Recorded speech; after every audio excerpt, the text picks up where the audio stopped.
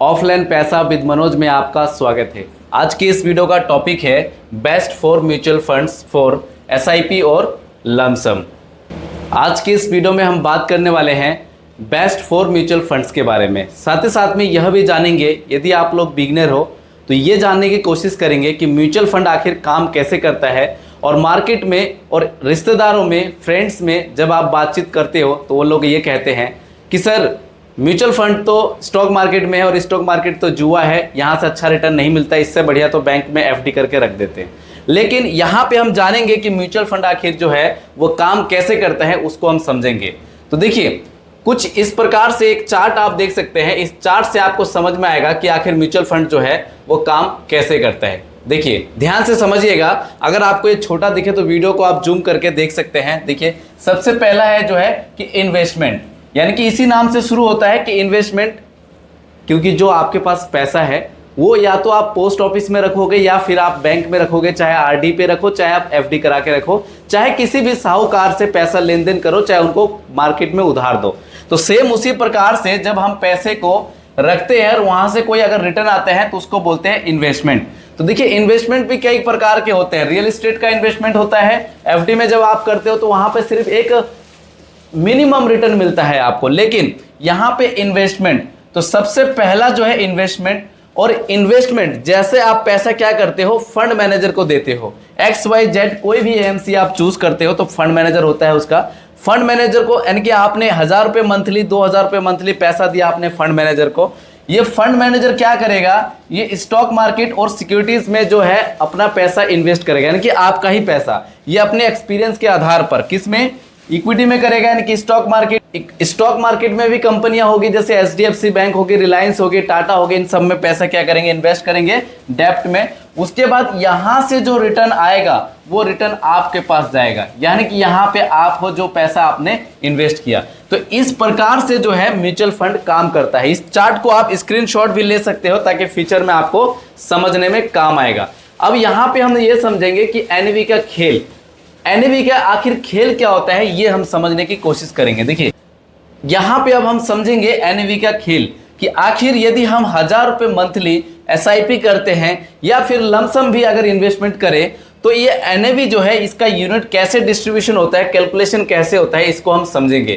तो ये जो टेबल आप देख पा रहे हो, इस टेबल के माध्यम से समझने की कोशिश करेंगे। देखिए, यहाँ पे डेट है, यहाँ पे एनएवी है और यहाँ पे इन्वेस्टमेंट अमाउंट। मान लीजिए यहाँ पे हमने 1000 रुपये एग्जाम्पल माना, यहाँ पे आप 50,000 रुपये मंथली एसआईपी कर सकते हो, 2000 रुपये मंथली एसआईपी कर सकते हो। और ये एनएवी किसी भी म्यूचुअल फंड का एनएवी होता है तो वो 10 रुपये से स्टार्ट होता है एनएवी।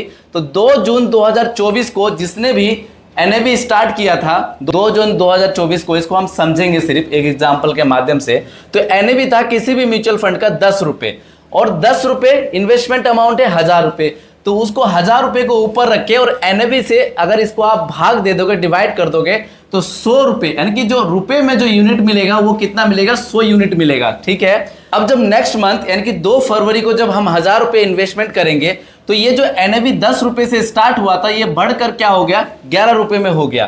तो ये जो 1000 रुपये मंथली हमारा एसआईपी जा रहा है तो इसको हमने 1000 रख के बटे में 11 कर देंगे और यहाँ से जैसे इसको भाग देंगे तो आप यहाँ पे देख सकते हैं कि 90.9 यूनिट हो गया यहाँ से। तो इस प्रकार से एनएवी अब जब आप 2 मार्च की जब नेक्स्ट इंस्टॉलमेंट दोगे, यानी कि एसआईपी करोगे, तो यानी कि जो एनएवी है ये एनएवी 11 से बढ़कर 12 रुपये हो गया। जब 12 रुपये से आप 1000 रुपये बटे में 12 से जब आप डिवाइड करोगे तो आप देख सकते हैं 83.33 यूनिट मिल गया आपको। तो इस प्रकार से अब 2 अप्रैल को आप देख सकते हैं, यानी कि घटकर कितना हो गया, यहाँ पे 10.5 हो गया। तो ये घट गया। तो यहाँ पे आप देख सकते हैं कि 1000 बटे में 10.5 को जैसे आप डिवाइड दोगे तो डिवाइड देने के बाद क्या होगा कि आपको जो यूनिट मिलेगा वो कितना, 95.23 यूनिट मिलेगा यहाँ पे।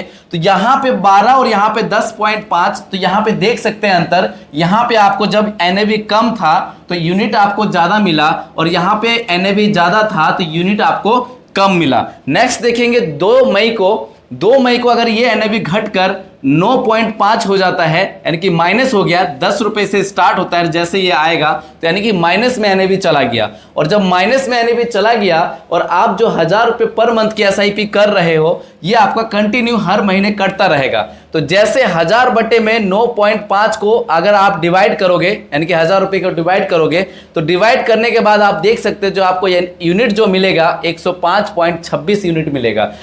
तो यहां से साफ साफ ये मतलब निकल कर आता है कि जैसे जैसे मार्केट डाउन होगा तो एनएवी आपका कम होगा, और जब एनएवी कम होगा तो एनएवी कम होने से क्या होगा कि आपको यूनिट ज्यादा मिलेगा। जब आपको यूनिट ज्यादा मिलेगा तो आपका पोर्टफोलियो में जो पैसा है उतनी रफ्तार से ग्रोथ होगा। कब? जब एनएवी बढ़ जाएगा। मान लीजिए 9.5 से आपने यूनिट को बाय किया, म्यूचुअल फंड में पैसा इन्वेस्ट किया, और जैसे एनएवी बढ़ जाता है, 12 हो जाता है, 15 हो जाता है, तो आपके पैसे में ग्रोथ की चांसेस उतना ज्यादा है, रिटर्न मिलने का चांसेस उतना ज्यादा है। तो जब भी आपको इस प्रकार से मार्केट में रेड जोन दिखाई दे, मान लीजिए, तो इस कॉर्नर पे आपको सबसे अच्छा मौका होता है लमसम करने का। और अगर इस टाइम अगर आपकी एसआईपी कट जाए तो और भी ज्यादा आपको बेस्ट मौका मिलता है। अब यहां पे बेस्ट 4 फंड्स के बारे में बात करेंगे, यानी कि बेस्ट 4 फंड्स। आप लोग पूछते हो कि सर जबरदस्त बेस्ट म्यूचुअल फंड बताओ, इस कैटेगरी में पैसे को इन्वेस्ट करें। तो आपको कॉल करने की जरूरत नहीं है, आप वीडियो को देखिए और सिलेक्ट कर सकते हैं, लेकिन याद रखिएगा अपने रिस्क के हिसाब से, जो आप जितना रिस्क ले सकते हैं उसी हिसाब से पैसे को आप इन्वेस्ट कर सकते हैं। पहला जो म्यूचुअल फंड है HSBC small cap fund growth, अगर बात करें 10 साल में ये 23.07% का जो है CAGR रिटर्न दिया है पिछले 10 साल में। यहां पे कुछ चार्ट भी है और आप रिटर्न भी देख सकते हैं कि जिन्होंने 10,000 रुपए पर मंथ की एसआईपी की थी, तो 10,000 रुपए पर मंथ से 10 साल के लिए 23.07%, उस हिसाब से आप देख सकते हैं रिजल्ट को कि टोटल जो 10 साल में पैसा डिपॉजिट हुआ, इनकी इन्वेस्टमेंट हुआ, वो 12 लाख रुपए हुआ। कैसे? 12 लाख रुपए से 46,79,533 रुपए इनका बन चुका है। सिर्फ 12 लाख रुपए इन्वेस्टमेंट किया और 46 लाख रुपए इनको इस म्यूचुअल फंड ने बनाकर दिया है। नेक्स्ट म्यूचुअल फंड है DSP small cap fund growth. इस म्यूचुअल फंड ने पिछले 10 साल में 21.21% का रिटर्न दिया है। यहां से अगर कैलकुलेशन की बात करें कि इस म्यूचुअल फंड ने कितना पैसा बना के दिया है, जिन्होंने 10,000 पर मंथ की एसआईपी किया था पिछले 10 साल में 21.21 के हिसाब से जो रिटर्न मिला है, तो टोटल इन्वेस्टमेंट अमाउंट हुआ है 12 लाख रुपए। और कैसे? 12 लाख रुपए से 41,37,000 रुपए इस म्यूचुअल फंड ने बना के दिया है, ओनली सिर्फ एसआईपी से। थर्ड म्यूचुअल फंड है UTI mid cap fund growth. पिछले 10 साल में जो रिटर्न दिया है 17.93% का रिटर्न दिया है, जो कि CAGR रिटर्न है। यहां से आप देख सकते हैं जिन्होंने मंथली एसआईपी किया था। अब बहुत लोग ये पूछेंगे कि एसआईपी का मतलब क्या होता है। एसआईपी का मतलब होता है सिस्टमेटिक इन्वेस्टमेंट प्लान।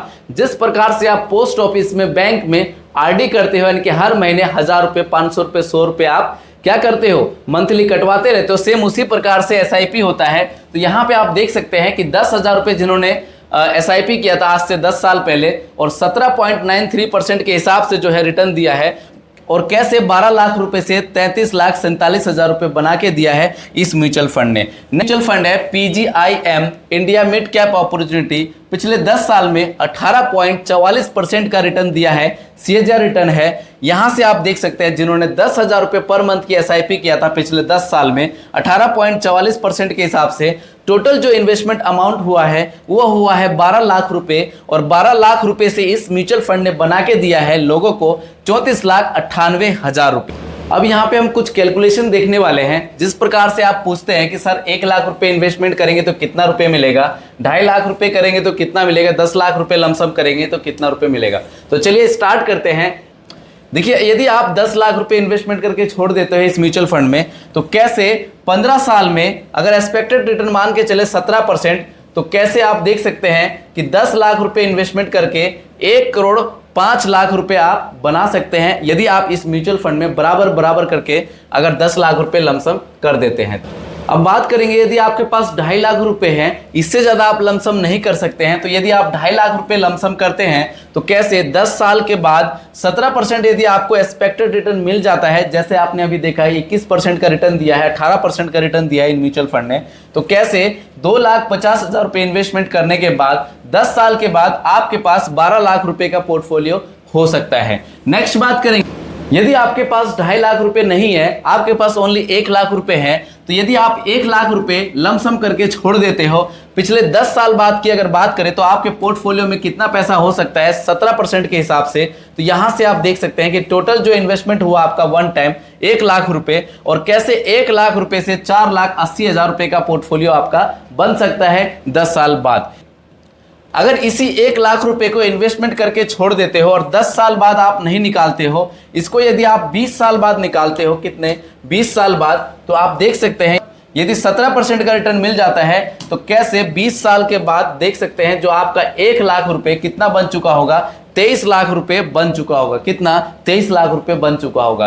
तो यही म्यूचुअल फंड का पावर होता है दोस्तों। सबसे पहले आपको क्या करना होगा कि आपको म्यूचुअल फंड में एसआईपी स्टार्ट करके या फिर लमसम स्टार्ट करके कुछ दिन के लिए छोड़ना होगा, फिर उस पर देखेंगे कि आपको जबरदस्त रिटर्न मिलने वाला है। लेकिन यहाँ पे थोड़ा बहुत रिस्क रहता है, अगर वो रिस्क आप उठा तो आपको म्यूचुअल फंड में जरूर पैसा इन्वेस्ट करना चाहिए। उम्मीद करता हूं यह वीडियो आपको अच्छी लगी होगी। अगर यह वीडियो आपको अच्छी लगी तो प्लीज़ वीडियो में अपना एक प्यारा सा लाइक कर देना। अभी तक अगर आपने इस चैनल को सब्सक्राइब नहीं किया है तो चैनल को सब्सक्राइब करके और बगल में जो बेल आइकन का बटन है उसको जरूर प्रेस करिएगा, और यह वीडियो अपने दोस्तों को, अपने परिवारजनों को जरूर शेयर करिएगा। मिलते हैं नेक्स्ट वीडियो में। जय हिंद, जय भारत।